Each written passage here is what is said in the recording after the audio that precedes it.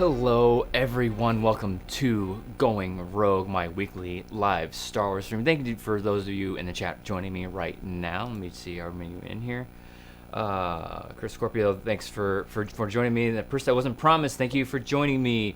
I know I'm probably not going to get as many viewers as I did last week because Riley, of course, is streaming right now simultaneously. I really should. I think it was Haskell that recommended us doing like a crossover stream. I thought that would be fun, but I didn't know exactly when he was going on. I know he pushed his stream back to today because of wedding planning, but all respect to him. So if you can jump back and forth between the two of us, that would be fantastic. Got a lot to talk about this week. Got some news about Palpatine and the Rise of Skywalker. Got some more Reylo stuff out of that, and also, of course, second episode of season 7 of the Clone Wars. Going to be diving into that, but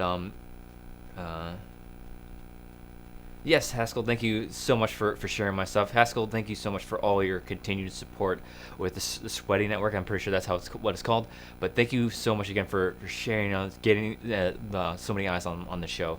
Can't thank you enough.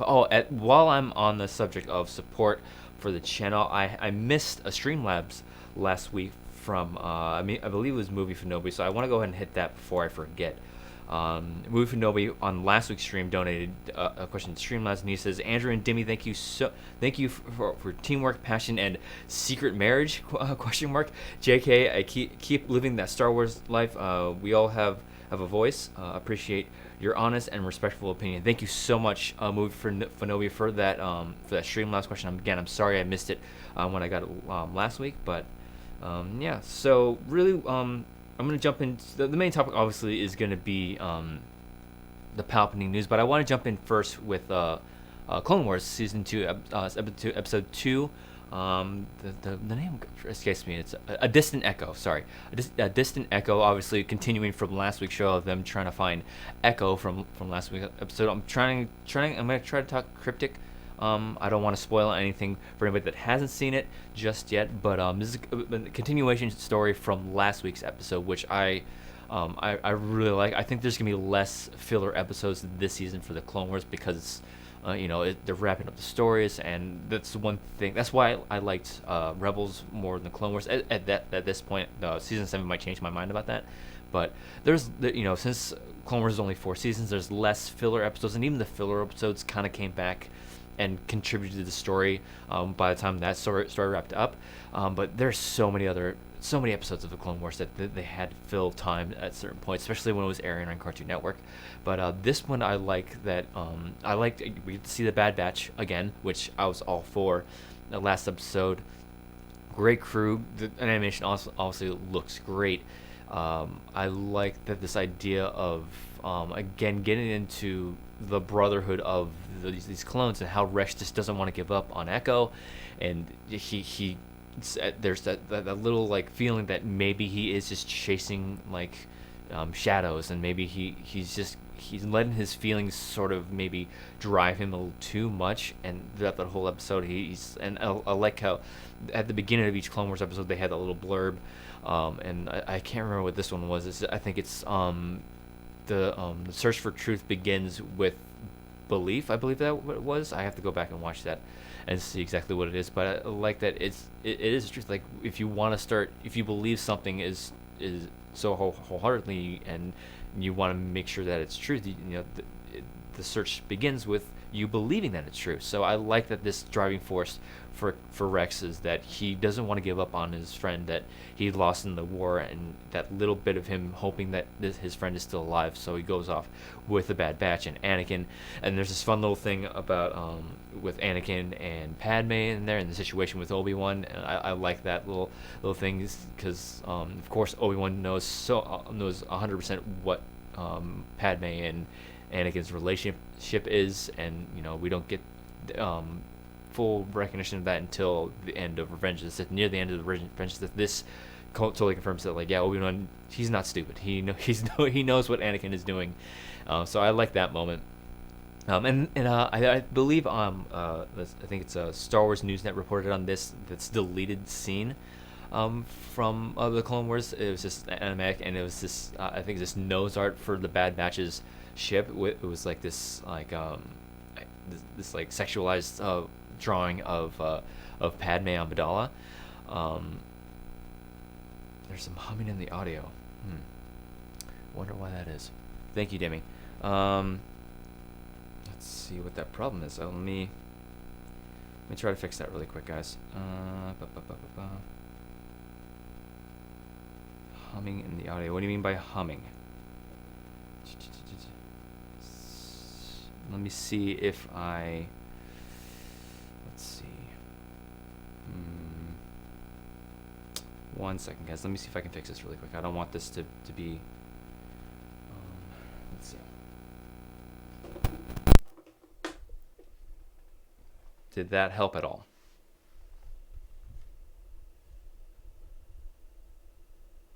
Let me know if that helped, guys. I think I know what that was. I was trying something new.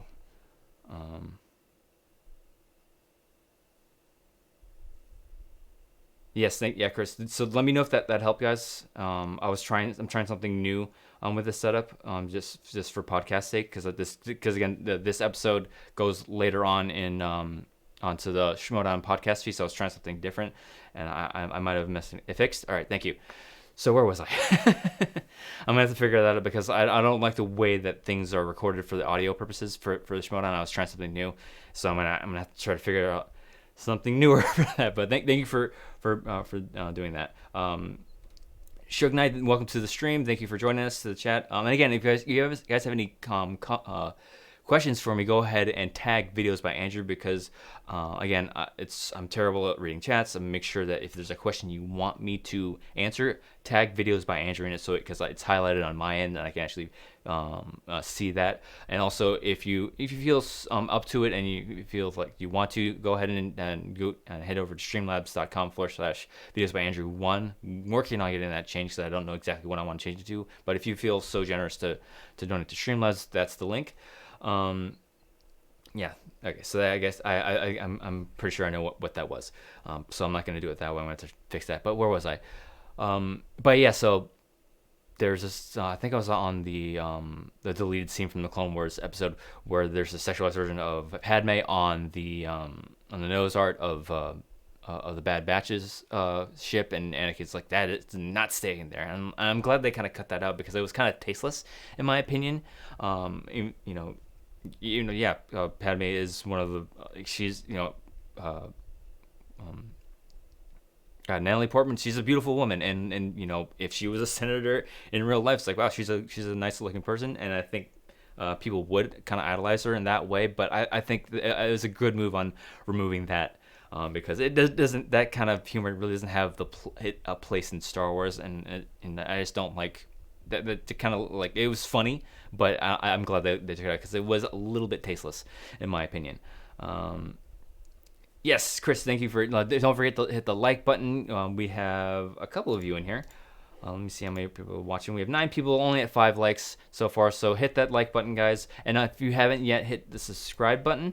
And hit the bell notifications so you get live notifications so when new videos go up, when I go live and stuff like that. So yes, thank you for reminding me of that. Again, if you have any questions you want to ask me, tag videos by Andrew in your comment or head over to Streamlabs.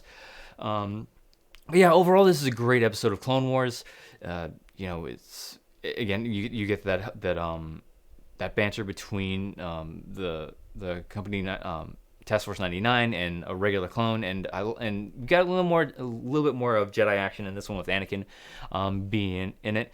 But I like where they're going so far. I hope that these story points are sort of hit chronologically and not all over the place like they originally did it for Clone Wars. I think when you got to around like season 4 or 5, it started hitting it chronologically, and you don't have to look up that view order, because I never really got that, why they did that anyways. But from what I understand right now, it seems like they're gonna go chronologically, and I'm just excited to see where they go from here, especially with the Bad Batch, because they're my new favorite addition to Star Wars. It's such a great batch of personalities. Again, Crosshair is my favorite, even though he is a bit of a dick. He's got that edge to him, and give me a good sniper in any story, I'll like gravitate towards them. But great episode of Clone Wars this week. Again, I can't wait to see where the Bad Batch is during Order 66 and how they play into that, or do they even make it to Order 66? Yeah, super excited for that and other episodes. And if you want to get a deep dive into this episode with me, consider joining our Patreon, patreon.com/Andrew and Nikki, Nicki. For the Squadron officers at the $5 tier get video commentary with me, watching along, deep diving into the episode, and seeing my full thoughts on that. So if you feel so generous, donate to the Patreon. We have just added a $20 tier. That includes a whole bunch of things. So go and check that out. Videos, go patreon.com/Andrew and Nikki. So if you guys have no questions, I don't see any questions in the chat. So if you guys don't have any questions, I'm going to move on to the main topic of the stream, which is the news that we got. I don't know exactly who dropped it first, but the news that in the novelization of the Rise of Skywalker, it's revealed, quote unquote, that the Palpatine we see in that movie is a clone, and that got possessed, that is sort of housing the soul of the Emperor. So it's pulled from Legends. For those who you aren't familiar, that in Legends after the Return of the Jedi, it's said that Palpatine transfers his essence into a clone, and that's how he comes back, because he does it like, I don't know, something ridiculous, like 5 times, until he finally attempts to possess the body of like a baby. I think it's one of the Solo kids, and somebody ends up stopping him, and he's finally dead at that point. So this storyline is brought in from Legends, but it's twisted a bit. I've heard a couple people and their thoughts about it, and I know Alex Damon and Star Wars Explained never liked the whole bringing up the Emperor back through cloning and possessing the new clone. And other people have their own thoughts on it, but I don't mind this, and it's kind of already not confirmed, but like it's kind of like how I saw it anyways, because Beaumont Kin's line in the Rise of Skywalker, he alludes to, like dark side, like dark sciences, cloning, and secrets only the Sith knew. So I kind of took that, if you took that as, okay, so maybe this body is a clone and Palpatine to put his essence into it. So, I mean, if you pay attention to the movie and the context, you kind of already knew that, yeah, I think that this is a clone, but then it doesn't explain like why he's all decrepit and like, his fingers are missing and he looks like he's rotting away.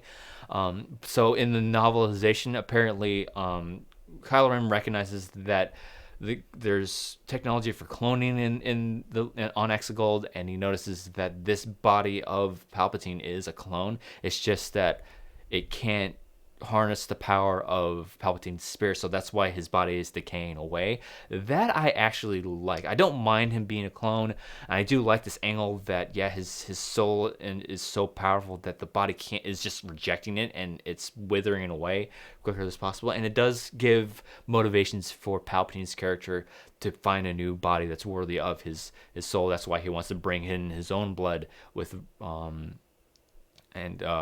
I'm trying not to spoil anything, but that's why his motivation is character to possess certain characters and pitting them against whoever comes out on top.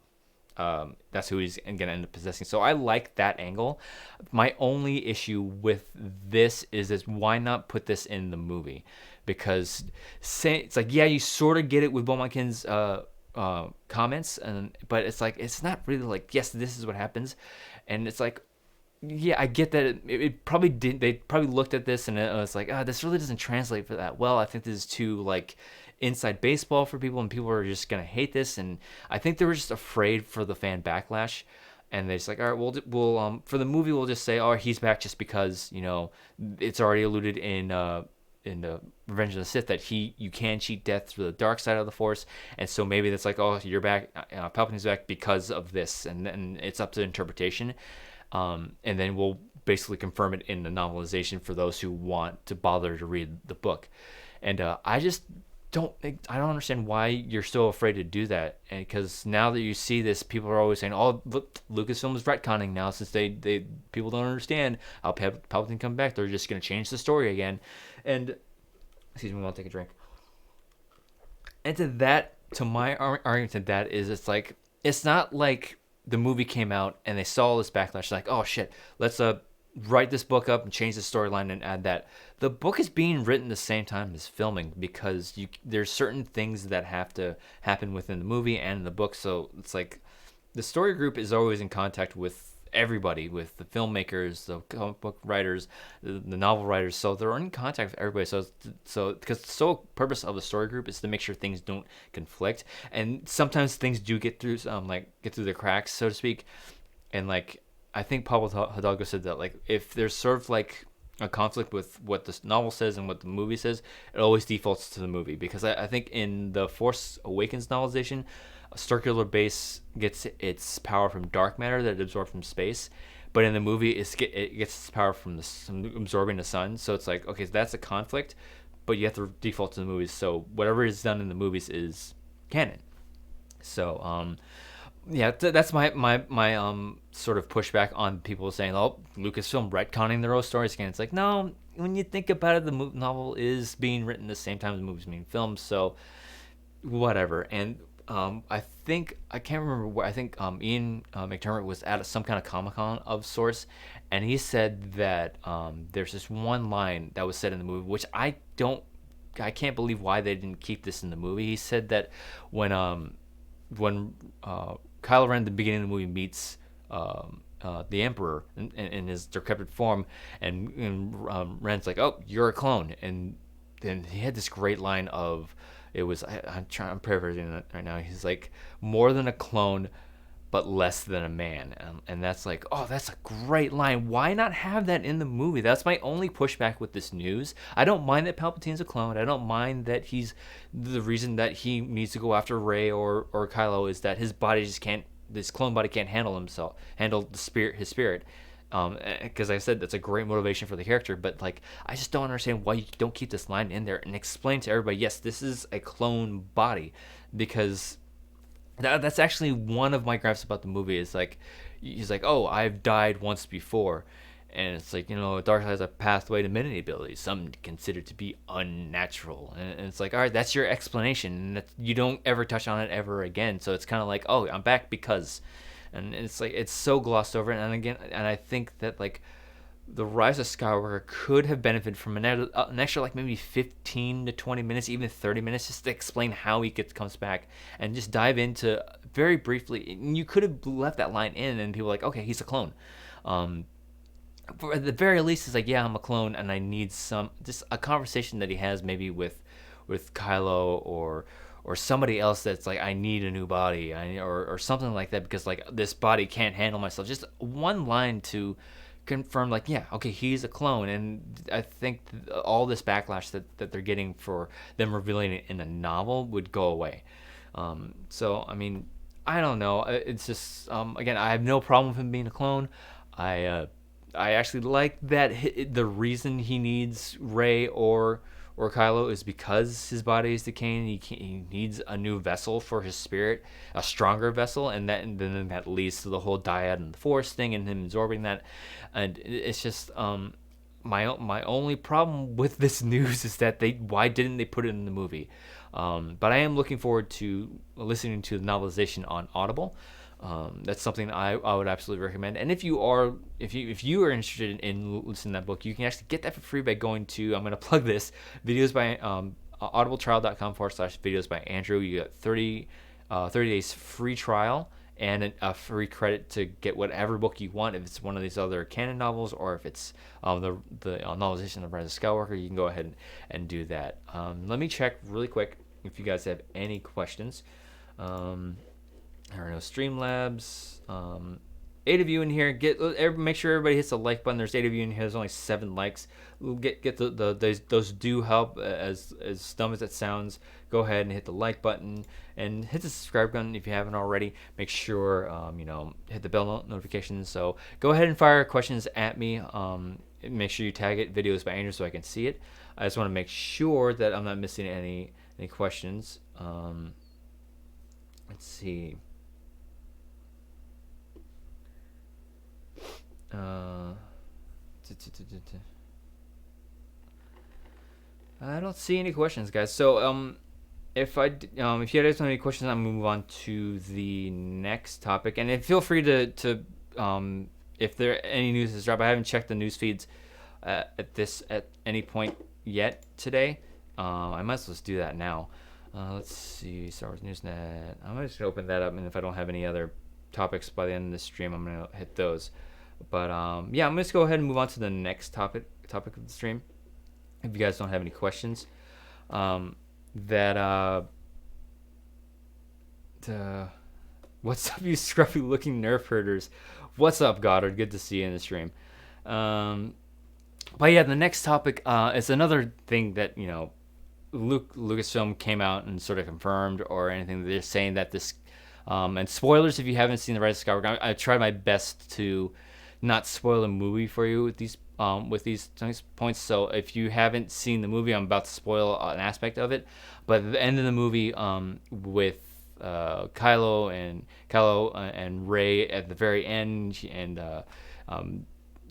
Ben brings Rey back to life, and they share this kiss, very which I have no problems with it. I was just kind of like, oh, okay, that happened, because I think there's enough with this movie and the Last Jedi, between the interactions between them, not on surface level, because when you dive deeper into like the novelizations and talking to other Star Wars fans, like when you sort of connect with somebody with the Force, especially the connections that they have when they're talking to each other across the galaxy, and when they're reading each other's minds, the connection is so intense, and you feel their other person's feelings so intensely, and it's so intimate and of that nature. So but then again, and also in The Last Jedi, where Kylo Ren is talking to Rey, and he's like, you have no place in the story, you're nobody, you come from nothing. And that one line of, but not to me, that line alone to me says so much, that he really does care for Rey in that way. So I got sort of a romantic connection, at the very least on Kylo Ren's side.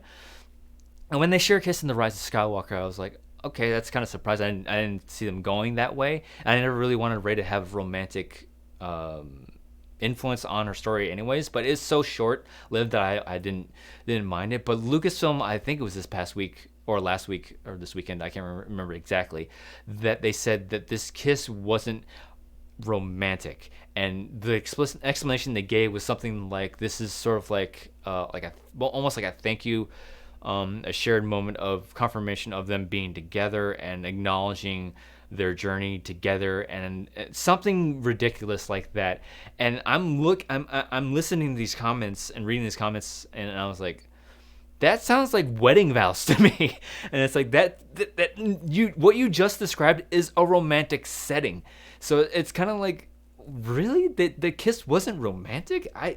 Everything you just told me and everything that I see in the movies and read in the novels, this kiss absolutely seems like romantic to me. And it blows my mind that they're just trying to backtrack, and you can hear all the Reylo fans out there just crying to the heavens, like, no, we wanted this. And it's just like, and even if they would have come in and said, like, yep, they had the hospital for each other, that's why they kissed, it's so short-lived that it really doesn't affect the story all that much. So I really don't get why you have to come out and say, nope, not romantic. It was just Rey thanking him. It was a form of gratitude on her part. And it's like, oh yeah, so they celebrate their connection and where they are in the story, and they're caring for each other with a kiss, but it's not romantic. So those comments are kind of weird for me, at least. And it's like, I mean, why comment on it anyways? I mean, just let it be. It's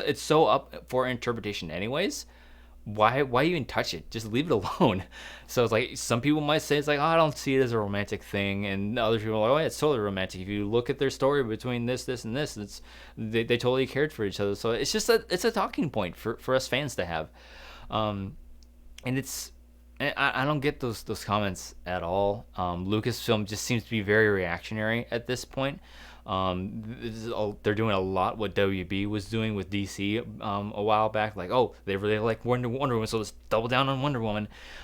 So it just, I just think like, just leave it alone. Let it be. I thought it was a romantic kiss that they shared. That's how I read it. And my other friend was like, no, I don't. I was kind of put off by that kiss. I don't see them as a romantic couple, anyways. It's like, okay, that's how you saw it. I mean, that's your opinion. It's just kind of like, why bother? At least I don't know.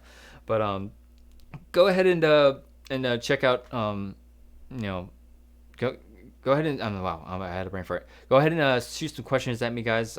There's not a whole lot that I was gonna talk about today. It was just the big topic of discussion again was the Palpatine comments, or the Palpatine being a clone by the novelization. But yeah, there's very little like talking points this week. Very little news. Let me double check right now and to see if there are any talking points I can bring up with this. Going to StarWarsNewsNet.com. Oh, Disney Plus Europe launch event canceled due to the coronavirus fears. Wow. I mean, stay at home, guys. Am I right? But yeah, I don't see any questions. There's 11 in here. 11 likes. Thank you so very much. This is gonna be a very off the wall type of like off the cuff type of stream, because there's not a whole lot to talk about in Star Wars right now, unless you guys have any questions for me. Yeah, we had some audio troubles in the beginning of the stream. Thank you again to Chris Scorpio for commenting on that, and for Dimmy for pointing it out. Any new song, Haskell? Any new songs for us anytime soon? I wouldn't say no. I mean, we have a couple of ideas for songs, but again, try to keep it to Star Wars questions alone, guys. I know a lot of you are Movie Trivia Schmodown fans that are in this chat, and you follow me because I'm part of the Movie Trivia Schmodown. But let's try to keep it to Star Wars only, because this is a Star Wars stream. If you have any questions for us, would like to talk to us about Schmodown related things, tweet at me and Dimmy, or go to Anchor and leave us a voice message. We're totally down for answering those. We only got a couple of those. I would love to have more of those featured on the show. But yeah, as far as songs go, we have a couple ideas. We just got to do them. We're afraid to do other faction song, well, not other faction, but other songs about other personalities in the Schmodown that aren't on the Japan Stock Exchange, because it feels like betraying our faction. But we have a couple ideas. We're just we don't know yet.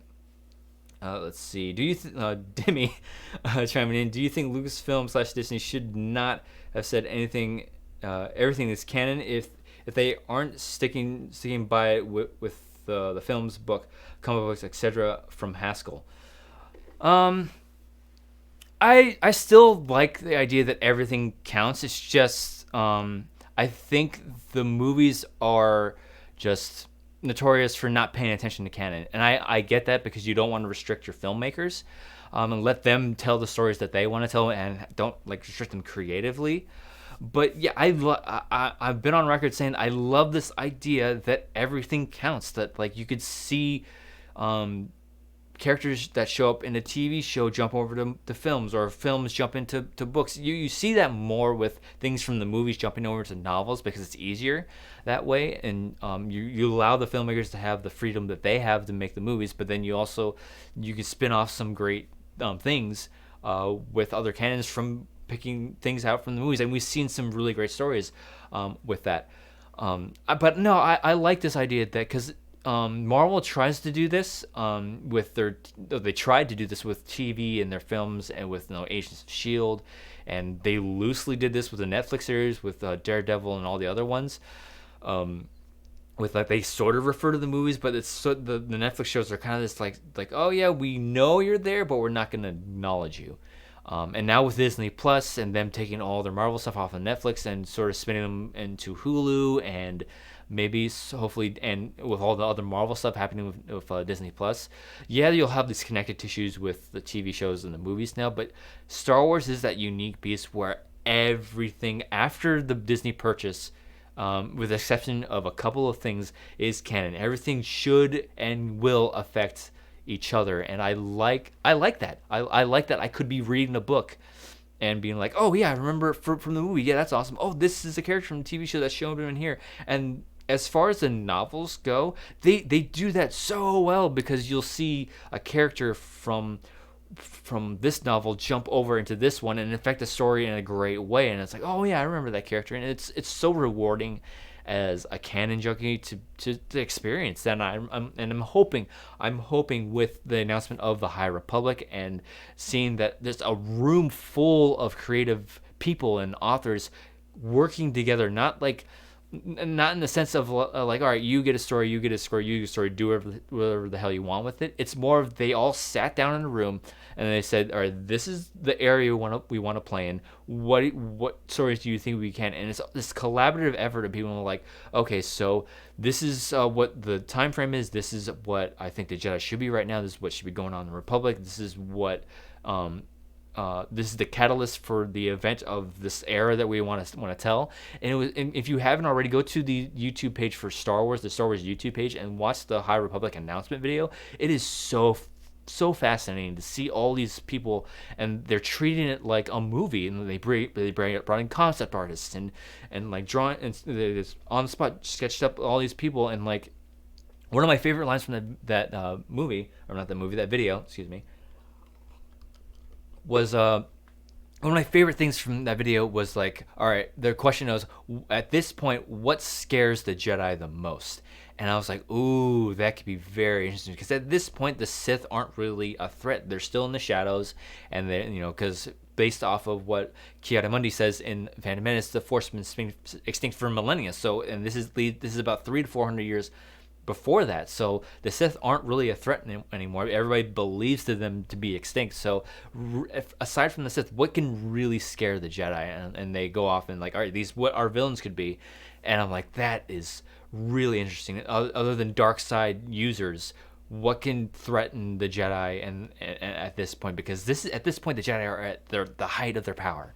And it's just I'm hoping with I kind of got one attention there, but I'm kind of hoping with the High Republic is that we get these great stories and characters that you can carry off to other stories with video games or TV shows and movies. I really want the movies to be sprung off of books, because now you can see like a whole bunch of the canon junkies like me have been following this character for so long, for maybe like 3 books, and they get a movie and they tell a story in a way where it doesn't have to really rely on that you read all these books. And for the casual fans or the newer fans that aren't really in the Star Wars bubble like the most of us are, be like, oh, another Star Wars movie is, and they fall in love with this character, and it's like, oh, that character was so cool, and I really like this era. It's like, well, if you like that character and you like this era that we're playing in, go read all these books. He has this other awesome adventure, and that's what I want to have, because I think the only movie to do this thus far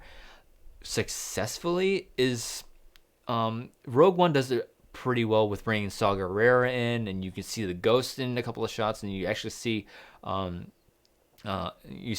Ghost in several shots actually, and you learn that in Rebels that Hera was present during the Battle of Scarif and during the Battle of Endor.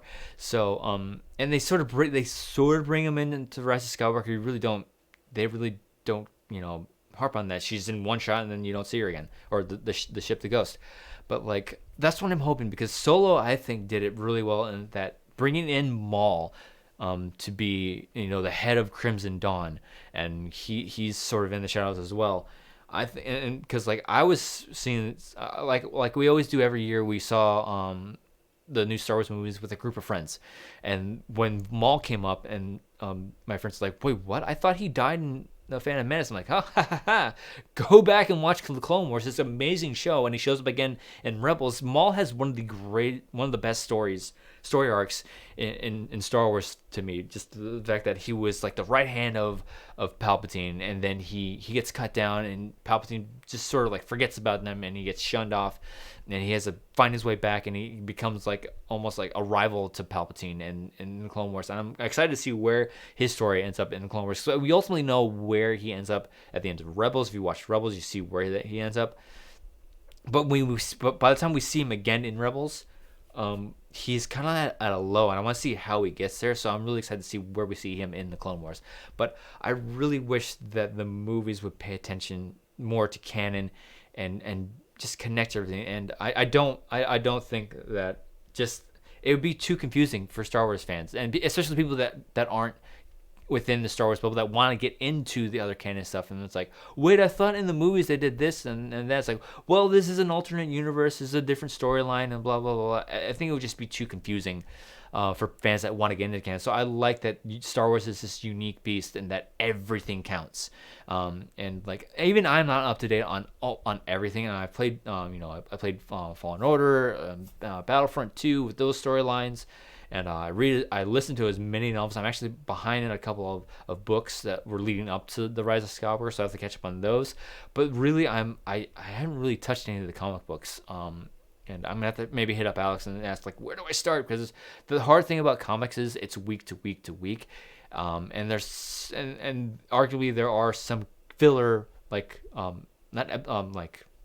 issues. So like you might not have to pay attention to this issue, but this issue has more weight on the story than this one, so it's just hard to keep up with them, and there's so many lines.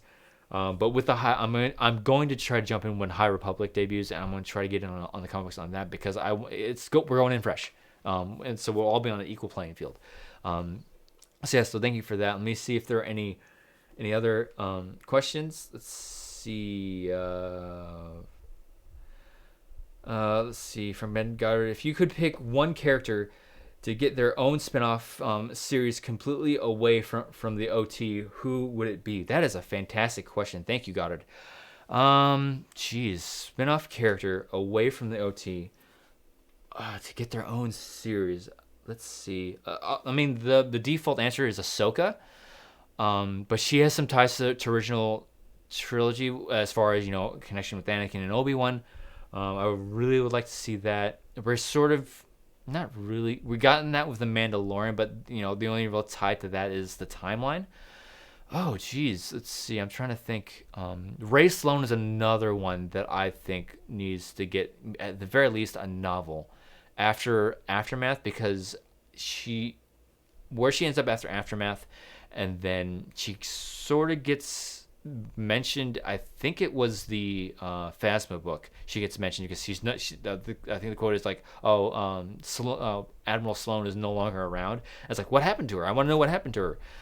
That's a character that I would really like to get, like, at the very least, a novel. But I think, you know what? Because I love the character so much, and somebody that is a character I think more people need to be aware of is Iden Versio. Iden Versio has one of the best arcs. Not one of the best, but like such an interesting perspective, because I love this perspective of Imperials going and turning to the rebellion, and just and the way she turns to and the effects of the rebellion is so personal, because the whole contingency plan with the Emperor and destroying planets, and her homeworld is affected, and she's like, up until that point she thought she was fighting for a cause that she believed in, and once that cause is turned on her homeworld and affects her so deeply, she ends up like, this is not what I was fighting for, this is not what I thought I was committing myself to, and she ends up defecting and becoming a part of the rebellion. And then once the Empire falls, completely falls, she dedicates to the New Republic, and that leads into the sequel trilogy. And there's this gap between that 30 years that from the Battle of like Jakku to from the Force Awakens, that whole timeline you can really play with her, because obviously she has a daughter and things like that. I think like a limited run series with Iden Versio would be fantastic, just to see, because she can go on some final missions. Maybe she's like, because I believe in the story in the book, or not in the book, in the video game, is that they go off and they become like cargo haulers or something, using that ship that they converted as like just cargo hauler, and like she's living this peaceful life. And I would love to see like maybe like she's living this peaceful life, she's trying to raise her daughter, and then Leia Organa comes in and is like, I need your help again for one last mission. And it's this limited run, like 8-part series of her going on this one final mission, and then she's out. Or because she gets dragged back into it, and the DLC that was leading up into The Last Jedi, I believe. But I would love to see a story of Iden Versio. She's one of my like canon characters that doesn't have really tie into the movies. I would love to see a series with Iden Versio. That's my answer. Iden Versio for sure. And Geneva Gavankar would be so up for it, because if you watch her in all her interviews leading up to the release of Battlefront 2, and she's so hyped up and so like on board to do this character, and she gives her all to it. So I really think it'd be a no-brainer to bring her back, and I really hope we get to see her in The Mandalorian season 2, because the timeline matches up. She's a part of the New Republic. She's helping Leia and them hunt down old Imperials. So I think that would be a fantastic get, just to bring her into that. So let's see. Please keep firing those questions at me, guys. I'm gonna be on for another 15 to 20 minutes. Let's see here. Yeah, I don't see any questions, guys. I need some questions, please. Let me look to see if I have any Streamlabs. No Streamlabs for here, but oh, Skitza, welcome to the chat, Skitza. Thank you for joining us. Let me see how many people are in here right now. We have 15 people, pretty good, 15 likes. Thank you for hitting those likes. If you haven't already, again, hit the subscribe button and the bell notification to be notified. As far as, should have put that on silent. As far as like content goes for the channel, as far as Star Wars goes, I'm working on getting another Star Wars Battle Tactics up. If you haven't already, go ahead and check that one out, because I am so proud how that turned out. I go to sort of like a deep dive, because whenever you watch the movies, especially the space battles, it just seems like, okay, lots of ships, go, and it seems like more video games to me. I wanted to get sort of like a deep dive as the strategy and like flying tactics and things like that. I'll probably do ground battles as well when I get to it, but like just like the strategy of maneuvers and getting behind your opponent, and like there has to be more to that, and most of it is in Legends right now. But I'm super proud of how the first one turned out. I'm really working on this next one, getting more of that strategic look at star battles or like dogfights. So working on that right now. But yeah, I'm really excited for that, because what I have written up for it is great, but it's really in development stages right now. Chris Scorpio says, how do you feel about the way Disney has treated canon since taking over Star Wars? What would you do differently? Overall, I think they've handled it well. Because minus the movies thing, like especially with anything involving Dave Filoni, that guy brings in so much from other like books and like his other TV shows so well. Anything that he's involved in, if you've watched The Mandalorian, Clone Wars, and Rebels, things just seem to like flow together. And I that's why I've always said, put Filoni in charge of just creative head and say, all right, this is the story we're telling, this is what needs to happen, this is what needs to happen, and go.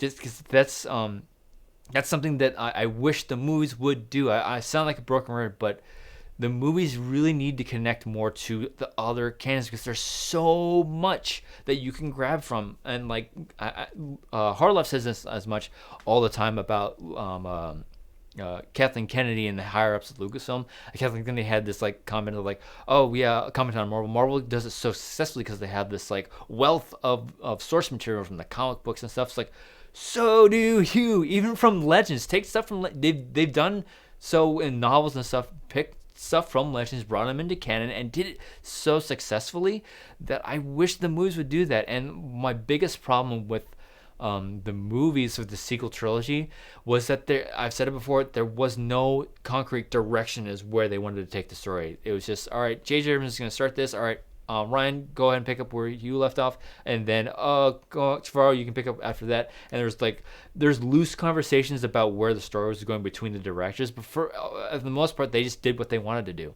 And then obviously Trevorrow gets fired, and then they bring back Abrams, and it's like Abrams like, well, this isn't what I wanted to sort of do, so I'm gonna sort of steer the story in this direction. And if they would have looked over canon, like the movies, as they overlooked the rest of the canon, it would have not a better story isn't the word I was saying. It would be more cohesive. It'd be flow a whole lot better. But short answer, yes, I do like how they've been handling the canon since Disney took over, because when you look back in the EU, I'm loosely familiar with the stuff that they did in the extended universe, which is now known as Legend, but for the most part, like, it was just authors just taking their own shot at Star Wars and loosely connecting the stories. And because from what I hear, there's some great stuff in Legends. If you haven't looked at the Plagueis novel, I listened to that on Audible. Just make that canon. It's such a great story. It ties into the movies so well. But then there's other things like Chewie dying because being struck, the planet gets struck by a moon, and he just didn't get off the planet. It's just things like that I hear. It's like, ugh, that doesn't sound cool. But there's other things like the Thrawn novels that I hear are amazing, which I'm probably gonna end up picking up anyways at some point. I just gotta stay up to date on all the other novels and all the shows and stuff, and I'm obviously studying for Schmodown. I just don't have the time for it right now, but I've gotten 4 books into the X-Wing series with the Rogue Squadron. Those are fantastic as well. Some really unique storytelling going on in that. But yeah, I like how they're handling it. I just wish they would have tied in the movies with all the other canon stuff better, because it's really like it's the novels adjusting to the movies and not the other way around. And again, I get why they don't do that, because you don't want to hinder the directors telling their story. But it's just that's my biggest gripe with the canon. It's just the movies just are like, okay, they're the books, we're the movies, we're the pride of Star Wars, we're the gold stamp of Star Wars. And clearly right now, that's not the case right now. People are flocking towards The Mandalorian and the books now, and they really have gripes with the films. So that's my biggest complaint with overall how Disney is handling the canon, is just that they didn't delegate and they didn't have somebody in charge of everything creatively. And like that's not how things should have gone, because the book is doing this or vice versa. So overall, I do like how Disney has handled the canon. It's just the movies, man. Just tie the movies with the novels, and please, with the High Republic, please let that be the case. Let's see. Oh, Mark Riley in the house? What? Where is he? I didn't see him. What's up? If Riley's in here, man, what's up? How's it going, my man? Jeez, Riley, if you have any questions for me, Riley, if you're watching, I didn't see you jump into chat, but Riley, there he is, Mark Riley. What's up, my man? Finstock Exchange # greed is great. So while you're watching this, Riley, I have the capability of Skyping people in. I would love to have you on as a guest to Going Rogue. If there's a possibility for me to Skype it in for Yep. Demi just texted me, Mark Riley. Yeah. So if there's any way that I can get you onto this show as a guest, I'm talking to BC about it. Goddard's in here. I'd love to have you on as well. But if there's any way that you could Skype in and be a guest on Going Rogue, I would love to have you. If there's a way that I could Skype into Riley's Cantina, I can pour wine on my end. That'd be fantastic. I would love to do that. Riley, if you have any questions for me as far as Star Wars go ahead and ask me, because I haven't talked to any of you guys about Star Wars, and it's because I've met you at Celebration, I've met you, again at the draft. We just never sat down and talked Star Wars. I've talked to Ken about Star Wars loosely. Still haven't talked to Harloff about Star Wars. That seems like a crime to me. But you're a big Star Wars guy as well. I'd love to talk Star Wars with you. But yeah, if you have any questions for me, Riley, go ahead and fire them at me. But yeah. Yeah, go ahead and keep firing the questions at me, guys. I'm going to be on for another 10 minutes. Let's see. Yeah, you can have my wife on as well at the stream. She drinks wine really good. Um, let's see. Go ahead and keep firing questions at me, guys, because yeah, I'm gonna be on for another 10 minutes. Just stream to see how many people are in here. Up to 17 people, 19 likes. Thank you again so much, guys, for joining me. It's I love talking Star Wars with you guys. It's just I gotta do my due diligence to do more research because I had like 3 topics and I breezed through them really quick. But let's see. Another question from Chris Scorpio. How do you feel um, about the what Disney has treated? I already answered that. Let's see. From Haskell. Any more thoughts on the High Republic reveal? I love the. I have so much. Let's see. I'm looking forward to the High Republic, and I think there's just so much potential for new Star Wars stories. There's this one. There's this one thing. There's so much I'm curious about it because again, that one quote from that video says, "What scares the Jedi the most?"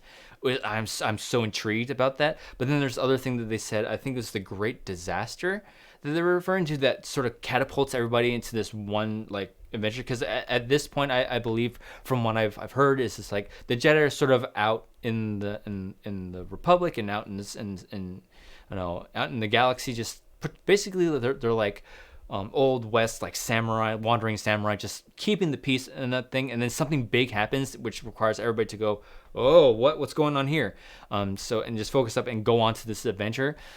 So the whole reveal was great because we've heard like loosely like, oh, Project Luminous, what is this Project Luminous? And then it's like, oh, it's a collaboration of authors, and that's all we heard from it. And then we hear rumblings about the High Republic, and could it be linked to Luminous? And it's like, it could be, it could not, and we just didn't hear more about it. But then they come out and it's like, yep, Project Luminous is the High Republic. So I'm incredibly excited for it just because of the potential for stories, because we're finally getting, because Mandalorian was the first real story to do this, to get away from the Skywalkers. It's the only tie that it has to the Skywalkers is that it happens in the same timeline. But now with the High Republic, we're completely going away from the Skywalkers. The only familiar character that we're gonna see, I think they've confirmed this, is that Yoda is gonna be, he's alive during this time, and because it's 300 to 400 years before. Yoda would be 600 years old at this point. So he can show up, but I'm glad that we're getting away from the Skywalkers. Just give the Skywalker saga a rest. I would love to see Rey show up again in some story or movie or TV show down the line. Give it like 5 years and then revisit that character. But yeah, there's so much potential in the High Republic to tell stories away from the Skywalkers, get new characters, new stories, new villains, and just you can really deep dive into the Force, because the Jedi are at the height of their powers at this point. They haven't gotten so caught up in like their own hubris and procedures, like, oh no, we need to follow the code, follow the code, follow the code. I really wish we see a more loose like understanding of what a Jedi needs to be, and they're not so strict with their codes. I really, as far as the movies go, I think the person to have dived deep into this understanding of the Force is Rian Johnson. Say what you will about The Last Jedi, everything that had to do with Luke, Rey, and Kylo, and just the understanding of true balance in the Force, I think Johnson had the best understanding of this. Is the fact that like the power doesn't belong to anybody. It's just this Force that's in between things and connects us, and like the its balance is, there's powerful light and powerful darkness. And Snoke says this as much as well. The more powerful Kylo got in the dark side, is the equal in the light would rise to meet him, and that equal was Rey. So I want to see more of that. That's something that I'm looking forward to, just because the Jedi should have a deep understanding of what the Force is, and don't explain it with midichlorians and all that nonsense. Give me more of like, all right, they understand that like you can't, you can have an understanding of the Force, and you can manipulate it, but you can't control it. I want to see more of that deep dive and things like that, because again, everything that Rian Johnson was dealing with, balance in the Force and the storyline with Kylo and Rey, I absolutely love that. The problems I have with The Last Jedi deal with the Resistance side of the story, and just all that nonsense with Holdo that I just don't get. Let's see, another question coming in. Keep them coming out. It's gonna be on for another 5 minutes. Andrew, how long? Hi, longtime fan. Sorry. Wow. I'm pretty sure I need glasses. How longtime fan? Do you think uh, tauntauns taste more like chicken, steak, or alligator? Ooh, John Mariano's question. They wouldn't taste like chicken. They don't look so much like cows. So I would go along the lines of, and they're not. I don't think they're reptiles. So I would say if you've ever had horse, I believe I've had horse once. I can't remember where it was, but I do remember it being unique. So I would say maybe horse. um, I don't know. That's my maybe more towards steak, but not a whole lot like steak. Like an off. Like if you've ever tasted the difference between duck and chicken, they're kind of the same, but duck clearly tastes different than chicken. So along those lines, so maybe it tastes like steak, but not really. So that's a great question. I'd say let's see from Chris Scorpio again. Would you like to see Knights of the Old Republic in a TV series? Absolutely. If you are not familiar with the Knights of the Old Republic storyline, absolutely go on Steam. I believe it's available on Steam. Go ahead, download that, play through the game just for the story alone. It has one of, if not the biggest Star Wars twist you will ever experience. I remember playing through that game. And I remember me and my brother would like sort of fight over it, and like I'm playing next, and like when he was playing, I would be out of the room because I wanted to experience the game for myself and experience the story. And like when I was playing that, I'm like, what the f? Like, oh my god, that is fantastic. So like it, and to adapt that story for TV would be fantastic. And if you want to see sort of like a story with Revan, I have to plug Kevin Smets. Go over to his YouTube channel because he's doing this whole Revan with the, I think it's with the engine that they used for Knights of the Republic. He's telling this, I believe it's an orange story. I got to watch it again, but like it's a story about Revan, and he does it, and he's a phenomenal talent, and like from what I've seen, it looks really interesting. Go ahead, check that out. But like, if you haven't played through that story before, it's such a great story. It's one of the best Star Wars stories ever, and it's a shame that it's legend. So to see that adapted for television would be phenomenal. It would be so great. And they were so close to making Revan canon because they were brought into the sixth season of Clone Wars, but for whatever reason they kind of Lucas like, let's not do that. Let's just like fall back on that, and they didn't make that jump. But to do it for television would be fantastic, and you can totally do that because if you can go on YouTube if you don't want to play the game, go on YouTube and look for the cutscenes of it. So good, one of the best Star Wars stories ever, and for that to be on television, I would love to see that. More importantly, who plays Revan? Who would you cast as Revan? I'll let you guys do that. I'm terrible at casting. Okay, let's see. Justin Hamilton, question for Andrew. What is the name of the ship that Kylo Ren flies in The Last Jedi? I'm assuming his TIE fighter is the TIE Silencer. And the one in the Rise of Skywalker is the TIE Whisper. So, yeah.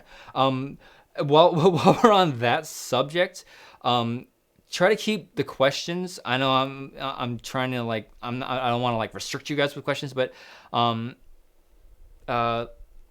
if you have questions like that, hit me up on Twitter and DM, or message me somewhere else. I don't want this to become a hey ask Andrew Schmodown questions all night. I love testing my knowledge, but like I'm not in the right mindset for Schmodown level questions right now because it's a process. And Mark Riley is in the chat. He knows that it's not just like, all right, I'm ready for Schmodown questions right now. It's just like I try my best to be ready at all points to be ready for a match, because at any point Harloff can like, hey, I'm calling you up for your next match, and I just want to be ready for it. But it's a process getting into that mindset and just getting my head right for questions. So I appreciate the question. Just try to talk. I want to talk and celebrate Star Wars, not Ask Andrew Schmodown questions hour. But yes, thank you for that question. So let me check if I missed any Streamlabs. I believe I did. Let's see. No Streamlabs. I think I'm done with the questions. So if you guys have no more questions, I'm gonna go ahead and end the stream there. I'll give it another minute for you guys to get your questions in. But thank you so much for joining me on this episode of Going Rogue. Let's see. I'm just double checking, make sure I didn't miss any questions.